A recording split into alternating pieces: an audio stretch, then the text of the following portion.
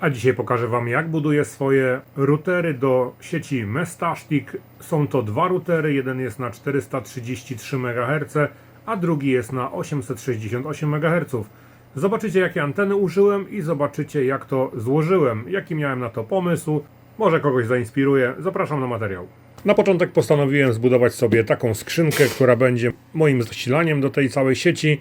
Chcę zasilanie postawić osobno od dwóch modułów, czyli w jednej skrzynce będzie moduł zasilający, właściwie akumulatorki i moduły ładujące te akumulatory, a w drugiej puszce, może podobnej, może mniejszej, zamontuję dwa moduły, właśnie moduły dla sieci Mestashtik. Jeden to jest taki, a drugi jest to taki. Jeden to jest LilyGo na 433 MHz, a drugi to jest Heltec V4 na 868. Oba moduły będą pełniły rolę routerów. Jeżeli chodzi o anteny do częstotliwości 433 MHz, wykorzystam taką antenę, zakupiłem ją na jednym z chińskich portali, no i ona wygląda w ten sposób. Jest to antenka na częstotliwość od 410 do 510 MHz. Tak jak widzicie tutaj, dam Wam link w opisie. Antena bardzo ładnie stroi, sprawdziłem ją na NoVNA. Jeżeli chodzi o antenę na 868 MHz, zastosowałem antenę, która nazywa się Interline i tą antenkę kupiłem na portalu z rzeczami używanymi. Tutaj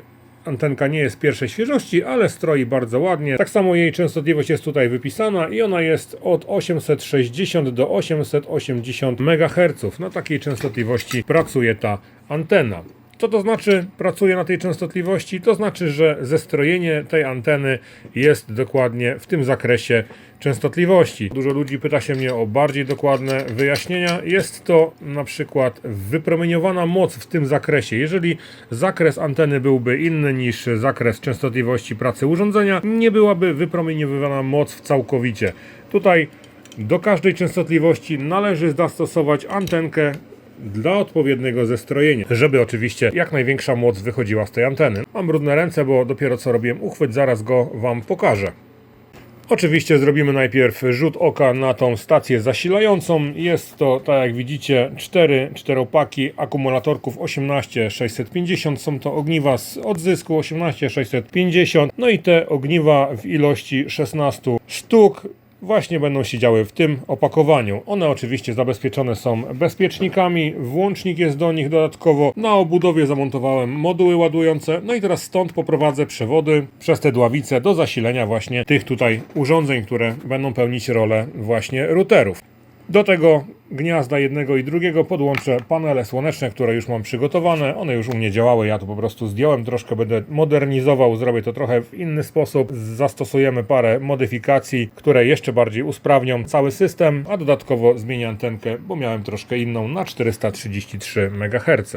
Tutaj, jak widzicie, zrobiłem już sobie właśnie taki uchwyt, który będzie miał za zadanie trzymać te dwie anteny oraz będzie miał za zadanie dodatkowo trzymać tą skrzynkę. Pospawałem sobie to, tak wiecie, chałupniczo, wystarczająco dobrze. Psiknąłem to lakierem bezbarwnym, trochę pożarte, ale trzyma. To już siedziało na dachu. Dodatkowo dospawałem teraz ten profil właśnie na tą drugą antenkę, ponieważ wcześniej miałem troszkę inne mocowanie. Zaraz będę montował te dwie anteny, no i potem to pójdzie prosto na maszt. Tak jak widzicie, jest tu złącze, taki uchwyt, który po prostu przychodzi do mnie na maszt. Tutaj będzie zamontowana antena 430 MHz, a tutaj antenka 868 MHz. Pokażę Wam wszystko potem, jak to wygląda na dachu.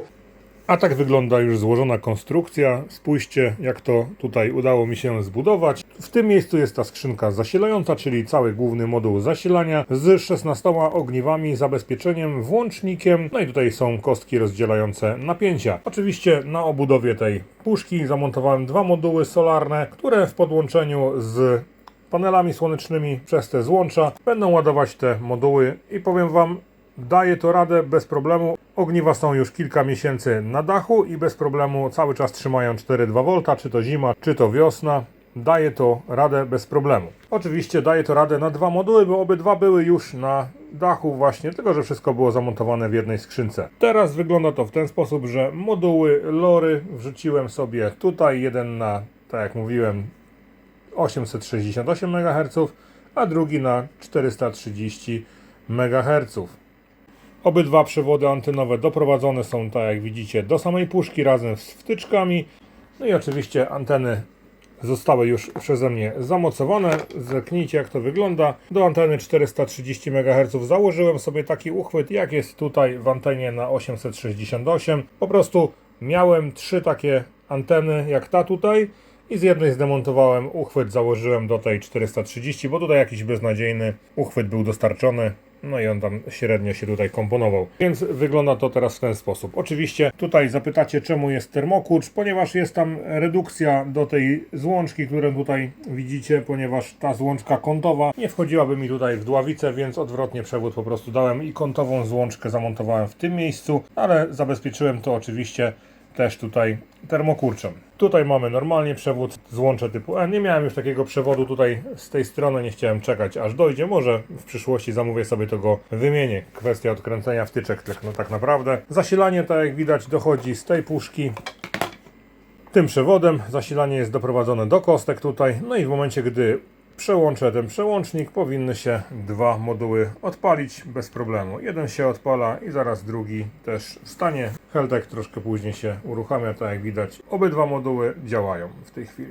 Wyświetlacze oczywiście wyłączają się, ponieważ one są już ustawione jako routery i w tej chwili po prostu oszczędzają energię, wyłączają wszystko, co się da i zostawiają tylko i wyłącznie przekazywanie wiadomości. Teraz ten cały moduł łącznie z antenami zostanie zamontowany na dachu. Piszcie w komentarzu, czy chcielibyście zobaczyć, jak konfiguruje się takie routery, jak ustawia się programowo, jak do nich się potem dostać zdalnie. Nagramy filmik, jak to wszystko konfigurować oczywiście. Jeżeli macie jakieś swoje oczywiście rozwiązania, dajcie znać, chętnie zapoznam się z nimi. Jeżeli chcecie coś takiego zbudować, też piszcie. Doradzę Wam, co wybrać i jak to złożyć wszystko do kupy. Całość wyszła w ten sposób. Mamy 2 anteny tutaj, jedna oczywiście na 433 MHz, druga na 868. Mamy tutaj układ z baterią oraz tutaj z tyłu układ z mestasztikiem, który znajduje się w tamtej puszce pod tym panelem słonecznym. Mamy 2 panele, tak jak Wam mówiłem, jeden tutaj, drugi tutaj. Jeden skierowany na południowy wschód, a drugi na południowy zachód, także pokrycie jest całodniowe. No i tak sobie tutaj śmigają. Masz przyczepiony i tam jeszcze jedna antenka. Także tak to wszystko się tutaj zorganizowało. Zobaczycie jeszcze, jak to wygląda z dołu. A tak to przedstawia się na budynku. Wygląda to w ten sposób. 2 anteny zamontowane, tak jak widzicie, od systemu Mestasztik plus dodatkowo 2 panele słoneczne, no i jedna antena do czegoś innego.